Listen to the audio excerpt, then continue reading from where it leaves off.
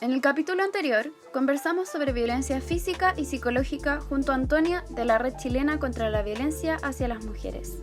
En esta segunda parte, estaremos nuevamente junto a ella para hablar sobre la violencia sexual, el consentimiento y la violencia simbólica. Yo soy Franci y esto es De Mente Abierta, tu programa favorito sobre educación sexual y de género. Bueno, también existe la violencia sexual, que muchas veces va de la mano con la psicológica, porque eso pasa mucho en la pareja, que existe como la presión de tener sexo, de como por favor, y uno dice no y la persona sigue insistiendo, pero también eso se da en otros tipos de relaciones, como por ejemplo con gente que uno ni siquiera conoce. Claro. Muchas veces, los carretes o en el ámbito público o muchas veces con familiares. ¿Cómo podemos como identificar la violencia sexual, cómo se define y cómo la enfrentamos en el momento y posteriormente? Bueno, para hablar de violencia sexual, primero hay que entender que el cuerpo, nuestro cuerpo, el cuerpo de cada persona es nuestro primer territorio en el mundo, es nuestro espacio. Entonces, que ese espacio debe ser cuidado, protegido, querido, y que claro, cuando viene una otra persona y rompe con ese espacio en el fondo protegido, uno lo siente, uno sabe, cuando no sé, te agarraron el poto en la micro, uno siente que eso no tiene que estar pasando, uno sabe, a uno no le gusta, cuando te insisten en tener relaciones sexuales o cuando estás ahí en plena relación sexual y de repente no quisiste seguir, eso es completamente normal, y lo que no es normal es la insistencia o es la obligación o es la manipulación al respecto. Yo creo que siempre para hablar de violencia sexual primero hay que entender qué es el consentimiento, que es algo muy bueno que esté pasando hoy día porque se ha ido instalando con cada vez más fuerza. Yo creo que ni tú ni yo cuando éramos chicas escuchamos mucho de consentimiento y hoy día lo vemos en todas partes. De hecho, yo escuchaba así como de complacer nomás. Claro, muy como la revista para teenagers, como 5 maneras de gustarle a tu chico, claro, 5 formas de ponerlo caliente, como, bueno, ok, y nadie nos habló de nuestro propio deseo más encima, que está ahí latente todo el tiempo, y que eso en el fondo para cualquier tipo de relación sexual tiene que ser lo que prime, las ganas de querer estar en esa relación sexual. Ahora, también sabemos que lamentablemente en Chile, como en Latinoamérica, muchas niñas y muchas mujeres hemos sido abusadas de distintas maneras, y que lo más importante ahí cuando está ocurriendo una situación así es poder contarle a alguien, poder buscar ayuda con alguien, porque en el fondo es un poco lo mismo que decíamos de la violencia física, la culpa no es de una, o sea, todas esas ideas que nos metieron en la cabeza que tienen que ver con dónde estábamos, cómo andábamos, por qué decidimos ir a la casa de Juanito Pérez y después a último momento decidimos que no, o sea, no, eso va a justificar nunca una agresión sexual, y eso es muy importante de entender, porque si no, muchas veces era como, pucha, es que si lo cuento me van a juzgar, es que yo igual fui tonta porque le creí, porque quería seguir carreteando y me fui para allá. No, nada de eso va a justificar nunca una agresión sexual. Entonces, primero que nada, sacarse la culpa, que nos han enseñado tan bien a sentirla, y segundo, tratar de ponerla afuera con la gente que te sientas más protegida, más cómoda, y bueno, si ha sido más grave y estás convencida de que quieres ir a denunciar, también puedes ir a hacerlo, puedes ir a la PDI, a Carabineros, pero lo más importante ahí es que si es que fue una agresión sexual con penetración, tengan que tomar las pruebas en un servicio médico, pero eso siempre, uno tiene que entender que los procesos judiciales siempre son optativos, en el fondo que es la decisión de una también optar por esos lugares. Y también en los espacios educacionales, como las universidades, los liceos, los colegios, si es que uno accede, porque eso es lo más importante, entender que esa historia le pertenece a uno, o sea, que no puede ir como una amiga tuya, siendo que tú no querías denunciarlo, a denunciarlo por ti. Claro. Eso es muy, muy, muy importante. Igual es importante, yo creo, decir como porque esto se da mucho, por ejemplo, en los carretes, Ujú. que no hay que transgredir el cuerpo de una persona, Claro. porque esa persona puede estar durmiendo, puede estar inconsciente, pero tú no puedes transgredir el cuerpo de esa persona. Por supuesto. Porque a claro. mí me ha pasado Ujú. y siento que está pésimo, o sea, como que ni siquiera tuve la posibilidad de decir que no. Exactamente.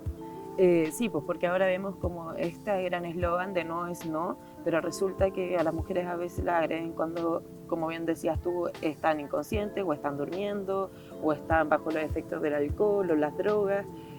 No, o sea, ni siquiera no es no, solamente existe el sí libre y Claro. autónomo y con ganas. Esa es la única forma.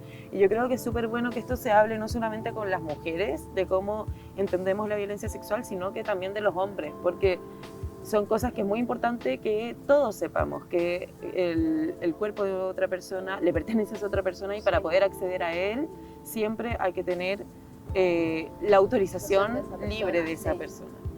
Antonia, ha estado súper interesante la conversación y hemos aprendido mucho. Ahora nos gustaría hablar de otro tipo de violencia, que es la violencia simbólica. Nuestra sociedad está impregnada de violencia simbólica porque nosotros vivimos en una sociedad patriarcal donde la dominación la ejercen los hombres. Y por eso mismo quería preguntarte cómo la definirías, cómo la identificamos y también cómo podemos cambiar nuestra sociedad, cómo podemos cambiar la violencia simbólica que está en los medios de comunicación, que está en nuestra casa, que está en las instituciones, en todos lados. Ajá. Bueno, nosotros la definimos como un conjunto de prácticas, de discursos, de representaciones culturales que están instaladas en la sociedad y que nos posicionan en un lugar y a los hombres en otro. No sé si has visto que en muchas familias ocurre que el plato más grande es para el hombre, que en la cabecera se sienta el padre, Sí. que las niñas tienen que lavar la loza y poner la mesa y cuidar al hermanito mientras el hermano vaya a jugar fútbol con los compañeros. O por ejemplo lo que vemos en la publicidad, que también hemos estado las feministas atacándolas constantemente, porque es como, recuerdo siempre una, por ejemplo, era como un comercial de cloro, algo así, y salía mi marido, trapea el piso conmigo. En otra era una profesora, era de condones. Salía la profesora y decía el signo pi más CO, eso es lo que le falta a la profesora. Ese era un comercial que estaba en el espacio público y nuevamente nos mostraba, bueno, entonces, ¿dónde tenemos valor? Claro, las mujeres para complacer a los hombres, las mujeres por su belleza, no sé, otros, por ejemplo, recuerdo hace no tantos años atrás, que hoy día yo creo que a todos nos parecería como, ¿cómo puede ser eso posible? A Tritón, que hizo como un concurso, que las mejores fotos de piernas de mujeres en el metro iban a tener galletas gratis. Entonces estaban haciendo un llamado abierto a ser acosadores de mujeres en el espacio público. ¿Por qué? Porque, claro, objetos de deseo, el cuerpo de las mujeres, el objeto de deseo. Eso es violencia simbólica. Violencia simbólica es cuando, no sé, hace un tiempo atrás fuimos a un colegio a dar un taller de violencia y en el colegio decidieron que solamente las niñas iban a ir a este taller. Entonces la inspectora fue a sacar a las niñas de un curso que estaban justo en matemáticas y le dice al profesor, me tengo que llevar a las estudiantes a un taller, pero los hombres se quedan con usted. Y el profesor le dice, qué bueno, por fin voy a poder hacer matemáticas de verdad. O sea, son todas esas prácticas, esos discursos, esas representaciones culturales que vemos todo el día y que nos sitúan en cierto lugar y a los hombres en cierto otro. Esa es la violencia simbólica. ¿Y cómo podemos hacer algo para poder cuestionarnos o poder cambiar esto? Yo creo que el trabajo es largo y en el fondo es como lo que hablábamos hace un rato de no parar de concientizarnos y de como cuestionarnos. Oye, no sé, me dijo que en verdad no estudiara ingeniería porque las mujeres no somos tan buenas, que mejor me pusiera a estudiar enfermería o pedagogía, que son carreras normalmente asociadas a las mujeres por los cuidados. Pero pucha, si me dice esto mi profesor, entonces debe tener razón. No, o sea, probablemente muchas veces las personas tienen metidas estas estructuras en las cabezas y las manifiestan también hacia afuera. Entonces hay que estar ahí como, oye, pero ¿por qué dijiste eso? Oye, pero ¿por qué yo me sentí así cuando me dijeron esto? Oye, ¿por qué yo misma estoy tratando a esa persona? O sea, también uno se ve de repente como en situaciones que dice como, no, ojalá que sea un hombre el que traiga eso, porque en verdad él cacha más y no sé. Y de repente se escucha, ¿por qué? O sea, la violencia simbólica está tan adentro de la cabeza que, bueno, Rita Segato la semana pasada lo decía que nos han dicho que el único interlocutor válido o más como privilegiado, esa voz que queremos escuchar, esa voz experta en el fondo, que la vemos todo el tiempo en los medios de comunicación, es la de los hombres. Y es mentira, puede ser la de cualquier persona. Entonces sacarnos como esos estigmas, esos roles que tenemos tan naturalizados y tan internalizados en nuestras vidas. Nos dimos cuenta a lo largo de la conversación que la violencia está presente en toda la estructura y en el sistema, en la forma que nos relacionamos, cómo nos relacionamos con nuestras amigas, cómo nos relacionamos con las mujeres, cómo nos relacionamos con los hombres, cómo ellos se relacionan con nosotras. Y es súper importante identificar todo tipo de violencia. Así que gracias por eso, porque nos ayudaste mucho y ayudaste mucho a las amigas a identificarla.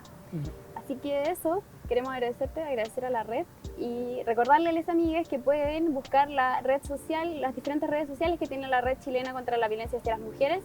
Pueden buscar su página web y también queremos decirles que se mantengan atentos a nuestras redes sociales, atentos, atentis, porque se vienen muchas sorpresas.